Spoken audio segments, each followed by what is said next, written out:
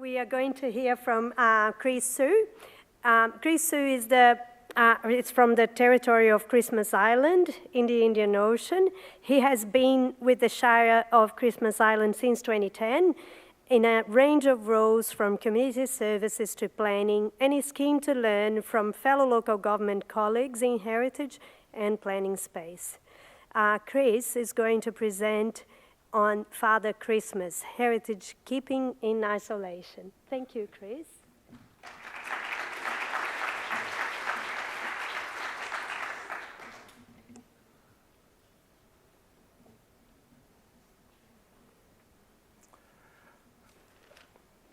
G'day, my name is Chris Su. I come from Christmas Island. My water is the waters of Flying Fish Cove, and my mountain is called Phosphate Hill.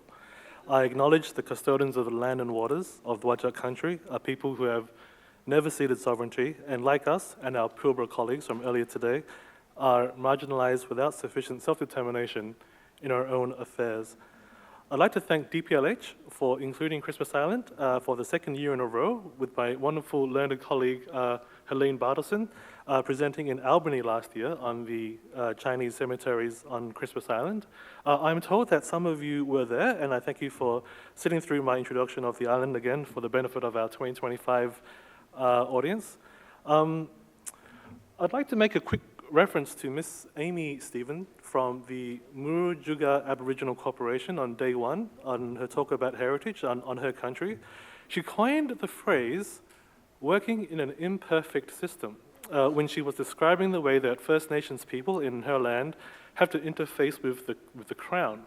The Indian Ocean territories of Christmas Island and Cocos Keeling Islands most wholeheartedly agree that self-determination needs to be built structurally into the governance systems that sit on your country and ours for the benefit of everyone. Dr. Stephen Brown, in his wonderful opening yesterday, coined also the phrase, every day, everywhere, and every when, talking about heritage as a continuum of existence rather than stasis. We have a lot to get through today, and I thought I'd open with the first slide about where we are in the world. Christmas Island in the red arrow and Cocos on the orange. And you've noted I've used an extract from the classic on top, down under postcard that you get in the tourism stores in Fremantle to really orientate yourselves to where we are in the world up here and also physically. We've got a lot to get through in the 20 minutes, and I promise that it'll be interesting and complement the material from 2025, and it'll be a good introduction for the people who've learning about Christmas Island and Cocos Keeling Islands today from somebody from the islands. We're going to cover a lot of these fun subjects from slavery through to Paddington Bear, and I'm going to thread it right, so at the end of this TED Talk, you can see how it all sort of comes together, hopefully. Here we go. I'd like to ask, is Malcolm Trail from the Albany 2026 celebration presentation here this afternoon? Because here yesterday, he gave a great talk about the Albany being the 2026 bicentennial of the first Western establishment in Western Australia. Of course, on Christmas Day, the British raised their flags, 1826, on Cocos Keeling Islands and started the Western world presence in Western Australia. But with respects to Malcolm and his committee member of the Professional Historians of WA, I think maybe that might be a little bit inaccurate, because midway through 1826, Alexander O'Hare stuck up the British flag on the Cocos Keeling Islands, and started a settlement there with imported workers from Java and Sumatra, and a harem of 40 women. So it seems that the British flag was planted about 6 months in advance of Albany, so I might touch base with Malcolm afterwards. He can adjust his slide for his presentation for the first bicentennial in WA. Although technically speaking, as Flavia said earlier, we're not part of WA technically, but spiritually. Thank you again, DPLH, for having us here today. So Cocos Island has a population of around 600 people today, and I'm starting the story of Christmas Island from Cocos Keeling Island first, because you got to understand who they were to help understand who we were. We are not here in isolation in the islands in the Indian Ocean. I'd like to give respect to the people of the Cocos and how they contributed to the development of my island so we can talk about the heritage interpretation of all of our stories. Predominantly 400 Malays on Home Island and 200 dominantly Westerners on West Island live here today. They speak a dialect of Malay that's almost unintelligible to us who speak standard Bahasa Melayu in Malaysia and across Indonesia. They're Bahasa Indonesian. They're Muslim, they worship Allah, and they have the flag with the Southern Cross and the crescent moon as their flag for the Cocos Keeling Islands, which I think is a very, very unique thing. And fun fact, there'll be a few fun facts this afternoon. The flags of Cocos Island and Christmas Island aren't recognized in the Commonwealth Flag Act of Australia, so we don't really exist. We're kind of like, you guys aren't part of the Flag Act, but we'll let you guys fly your flag up there because it's your flagpoles on the island, but we don't have the same status as the state of Western Australia, the Northern Territory, or the ACT. Cocos Keeling Islands, the Clooney's-Ross family came to be the dominant power on Cocos Keeling Islands after Alexander O'Hare left in 1834, just a few short years after, 1831 actually, after a few short years after he helped establish the place with his harem of women, and he died shortly thereafter. And this is where the story of Christmas Island starts to take place. John Clooney's-Ross started to begin his dynasty in earnest using the indentured Malay laborers to extract copra from the islands of the Cocos Keeling, about 20 islands in all, a nice, beautiful atoll.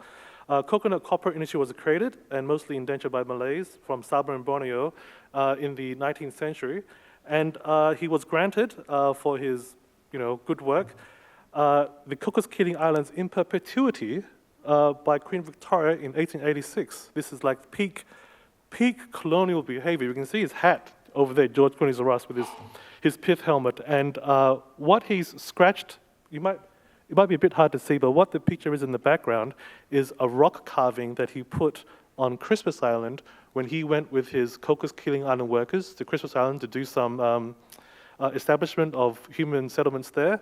It says something like Road to Phosphated Hill by George Clooney's-Ross, A.C. Ross, JCR, and the Cocos Boys. 17th of September, 1884.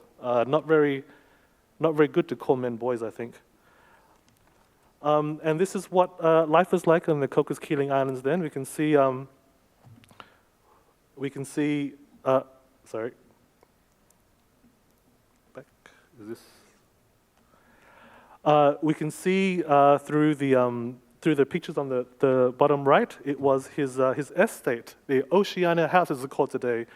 He moved every single brick from Scotland to be reassembled here on the Cocos Keeling Islands. So that's how much money that he was making. He was making Jeff Bezos money back in the 19th century. When you pay your staff nothing, everything is profit. He didn't quite pay them nothing. The center graphic at the bottom is Cocos Keeling Island rupees. I think in the legal world in the UK, they called it script. Money that was paid by the mining company or abattoir, whatever, in your town, instead of real currency. So they paid these people in script for more than a century. They could only redeem them in the company store for flour and whatnot, and they weren't allowed to touch money until 1984, which is a very important year, and I'll touch back on that year or afterwards. There's 1,000 kilometers of open water between our two islands, and the Clooney's-Ross sent Cocos men to help trailblaze Christmas Island throughout the 1890s, from their island to ours. 1,000 kilometers in open water on boats you have to make and maintain yourselves is quite an amazing feat, and you shouldn't refer to the people who did that work for you as boys, I think. In 1897, John Clooney's-Ross was given a 99-year lease on Christmas Island with his fellow colonial, John Murray. John Murray, a few years earlier, had sailed by, got some dirt, put it in his test tube, sent it back to England, and found this place is made of phosphate, every single square meter. And he said quickly to the Crown, let's get this, hey Queen, let's get this island that's uninhabited for the Empire, and we'll do a good job for you. So he he was granted a lease in 1897 after the annexure of Christmas Island and started the extraction of phosphate for the UK, New Zealand, and Australian governments. About an estimated 4,000 people were brought in the first decade or so to help extract the phosphate. 300, 500, we're not sure exactly how many, of Chinese people died from beriberi in those first 10 years, which is a very, very, very preventable disease. It's kind of related to scurvy. You don't have enough nutrient, I think vitamin C, I think it is, then your body would collapse over time. These men they worked 8 days a week, with a pickaxe in their hand, put in the ground for the British Empire, the Australian Empire, the New Zealand Empire, and they weren't paid very well at all. They were paid money, not script like on Cocos, so they had that little bit of, that thing going for them. The conditions were terrible. The opium was prevalent. The British Phosphate Commission, the British government, through the Australians running the place, would make available opium at pretty affordable rates that the coolies could access to self-medicate at the end of their days. The exploitation was quite severe, and this exploitation lasted until World War II, when the Japanese occupied the island from March 42 to August 1945, and then they exploited us for those 3 years, which was, it's like changing the company, but just change the shirt. Now I'm extracting phosphate for Emperor Hirohito to be sent through to up north. The Chinese coolies came from dominantly the southern provinces of China at the region, and they came in great numbers to try and make something of themselves on this mountain far from home, and they weren't treated remarkably well during that time. There are so many stories that we could go through that would take hours actually to dialogue through. So I had a bit of a hard time picking through what I wanted to say in the back half of the presentation. I'm also at this point going to, we reached the mid-20th century point. I'm going to deliberately sort of skip the World War II stories around the island during occupation. We could be here for a very long time after, to talk about everything that happened. But there were some I'll give you the highlight reel, the highlights. We had the former unknown sailor, Thomas Welsby Clark, identified as such by the Royal Australian Navy. He washed up on Christmas Island in February of 1942. You would know that the Cormorant sank the HMAS Sydney II near off the coast of Geraldton in November 1941. To today, the greatest loss of life on the water during wartime in Australian battle history.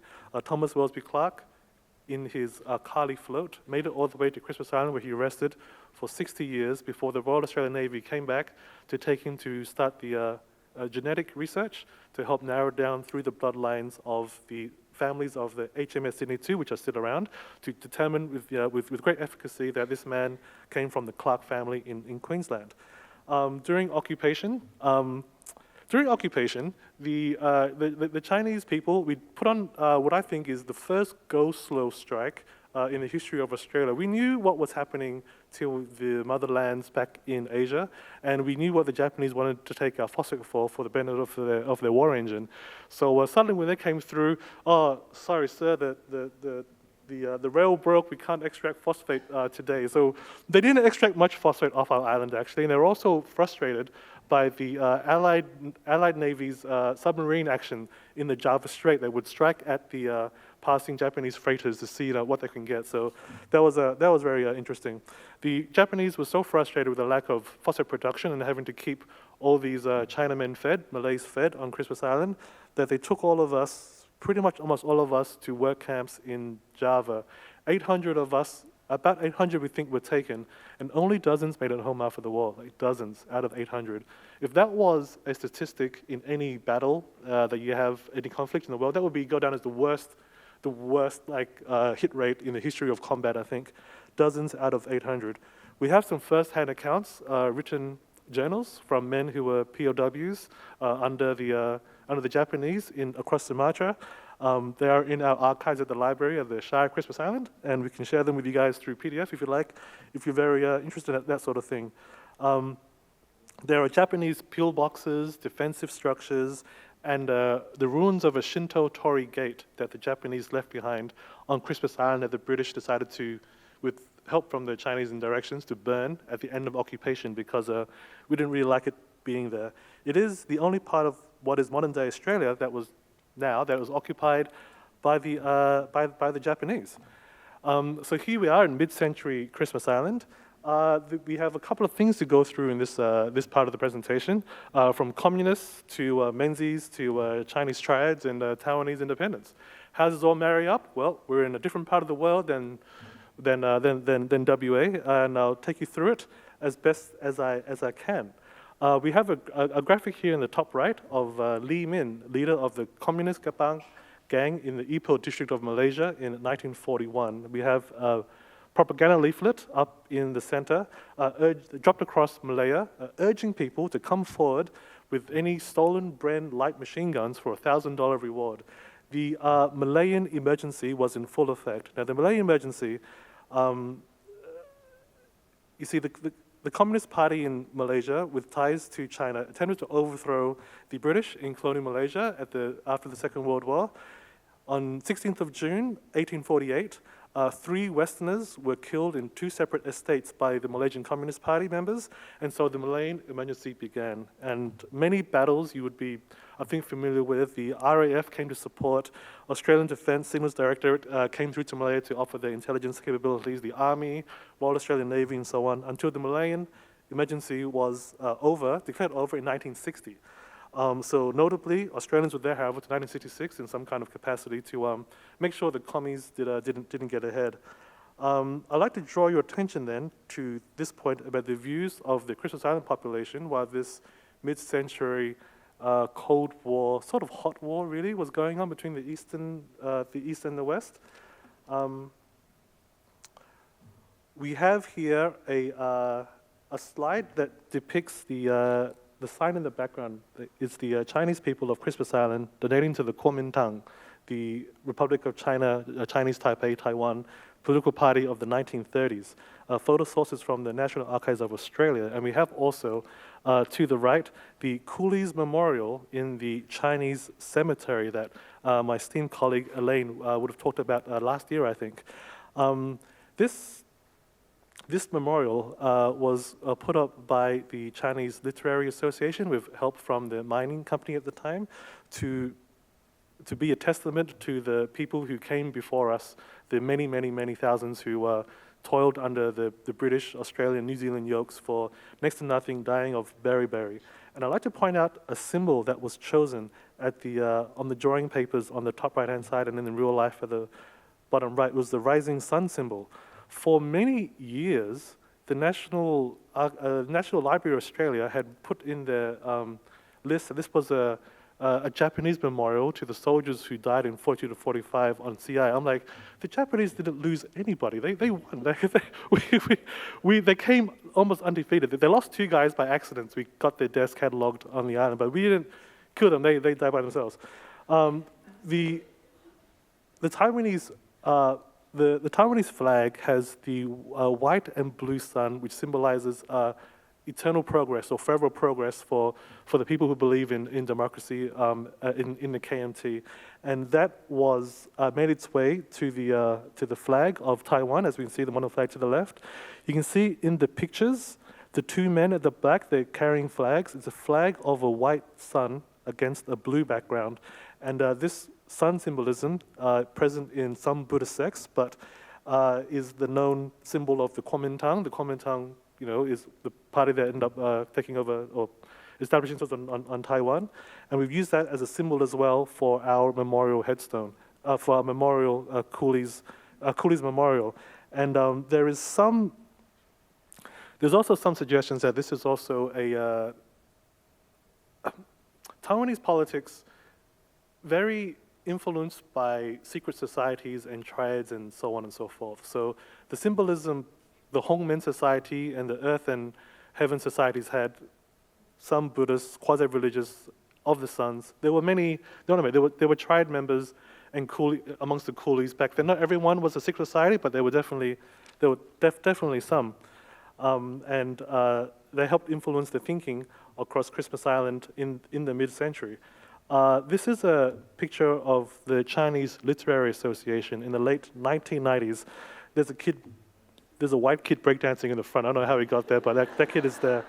And I'd like to draw your attention to the portraits at the back of the hall. We have a portrait of Queen Elizabeth II to the left, Dr. Sun Yat-sen from the Kuomintang Party in the middle, and Tong Chi, a respected elder on Christmas Island who was responsible for doing many wonderful things for people on CI during his time under the control of the British.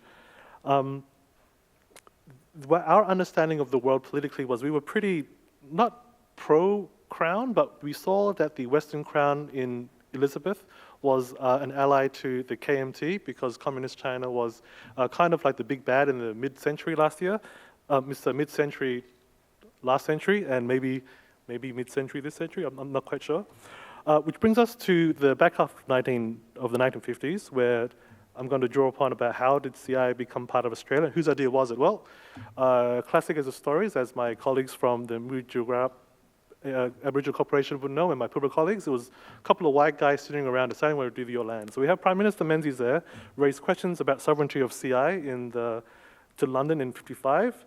He said, probably those kind of words, I want their phosphate before those damn free Singaporeans and communists get it. And of course, Richard Casey, Minister for External Affairs, probably said this, okay, boss, I'll get on that. Can't be having communists around, can we? That wouldn't be proper. All Singaporeans, I don't care how good their nasi goreng is. That's the source of where I've paraphrased what they said, but you can look it up, that's what they said. They essentially said, we don't want to have Singaporeans get this, or possibly communists if they win the Malayan emergency, which is still dicey at the time. So they got their best mate, David Drummond, 8th Earl of Perth, at precisely 3:10 p.m. on the 24th of April, 1958, in Parliament in the UK, to essentially say on the eve of Singaporean independence, which Singapore expected to take the island back, in view of the new constitutional arrangements now proposed for Singapore, it was not felt appropriate they should be asked to continue to carry this responsibility of phosphate extraction for us. So Australia, we'll give it to you. Yada, yada, yada, as they say in Seinfeld. And the 1st of October, 1958, this is the photograph on the left of the Australian flag being hoisted on Christmas Island for the first time, 1 October 1958, and Singaporeans have been pretty salty about it ever since. Lee Kuan Yew said in the article on the right, it's from June 1957 in the Canberra Times, hostility at transfer of island. Mr. Lee told reporters in Singapore that to give away all opportunities of Singapore before we take over and without consulting us is a downright swindle. That's just, it's peak colonial shit. Like it is. We've been salty ever since. Prime Minister Lee had raised with Gough in this very hard to find document that I got unraveled from 30th of May 1974. They had a meeting about it, and Gough said in the second paragraph, Australian sovereignty of the island is not in question, nor are we handing over control of the rock phosphate deposits. Any change in the future status of CI, pretty much they don't want to hear about it. And every time that you go to Singapore, and when I go to Singapore and I tell them I'm from Christmas Island, every taxi driver has an uncle or a granddad who was there back in the 1960s, like mining phosphate, and they were saying, oh yes, this was ours, and every single forum you have, you put on CI, Christmas Island in the forum, Singaporeans would just then blast like how terribly terrible it was that it was stolen from them. So what was stolen exactly? Well, when the Australia took over Christmas Island on 1 October 1958, they took every single building on the island, every railway track, every road, every building, every temple, every mosque. It belonged to the Australian government, and with it, they also took into their hands our cultural practices and spiritual practices in the natural areas and the built-up areas around Christmas Island. And I want to take this opportunity actually to point a very, very rare temple on the island, the bottom right-hand temple.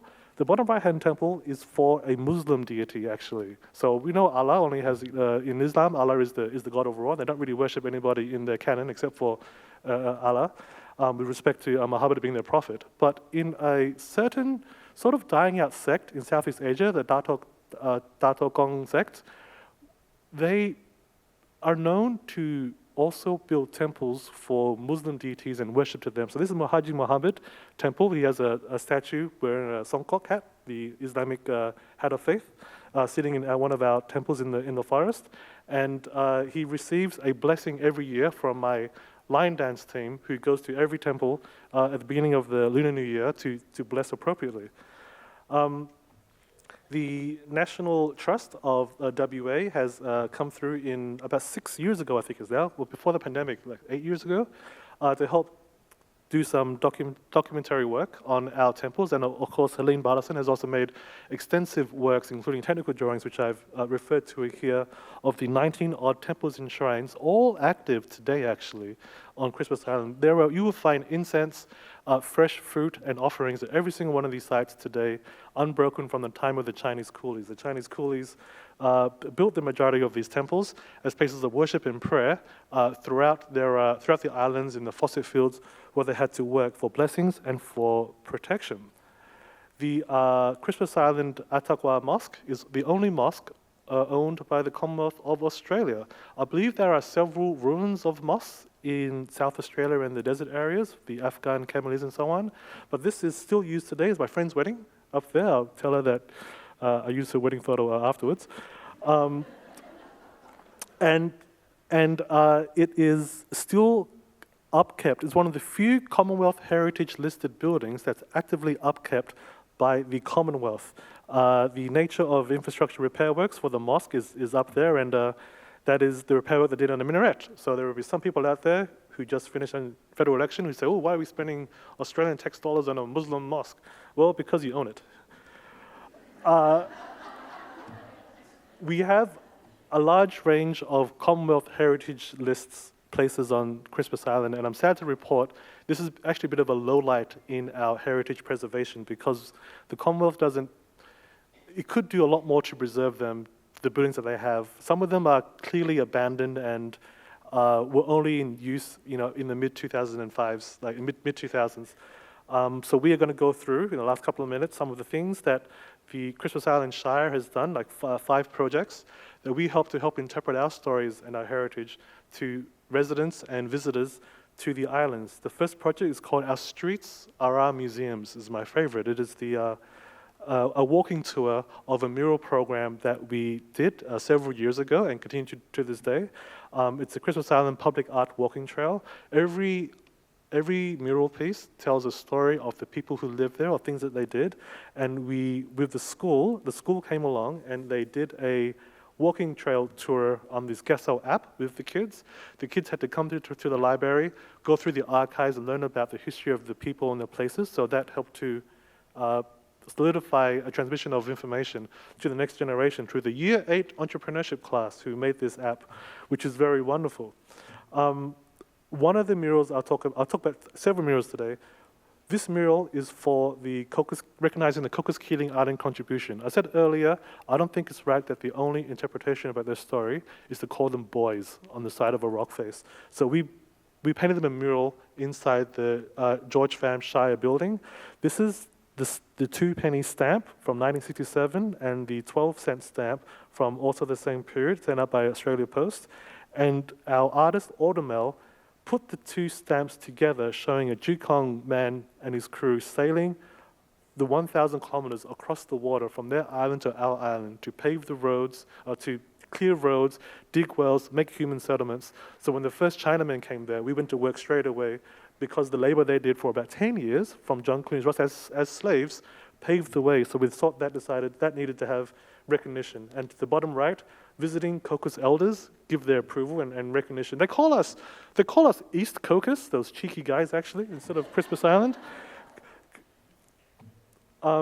This is the carp leaping the dragon's gate. The Yu Tao Longmen, it is a proverb which means to say somewhere in the world out there, there's a magical dragon gate at the top of a waterfall.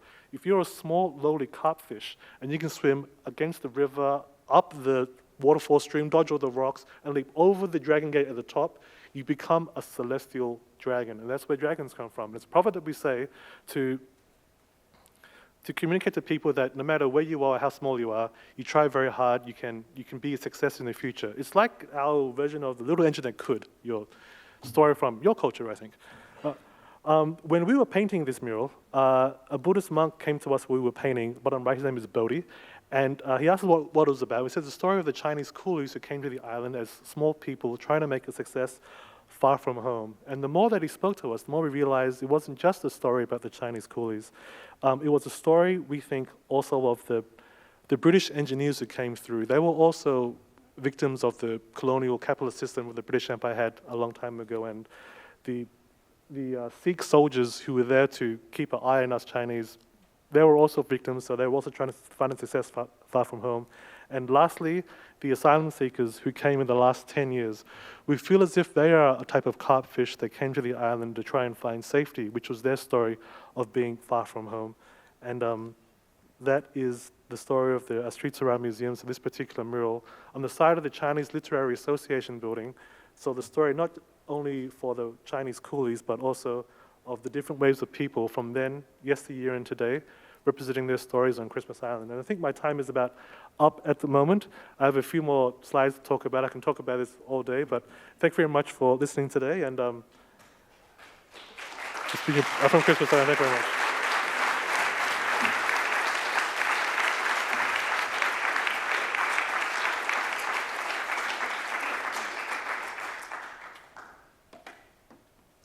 Very hard to interrupt when we are all interested in what they have to say. Thank you so much, Chris. We could hear all the stories for the whole afternoon, I think, but lunch is waiting for us in the next room. So the 4 sessions today showed us that we are all storytellers, and we have responsibility on our communities. So thank you, everyone, for attending today for this session, and the speakers will all be at lunch available for responding to your questions. Thank you.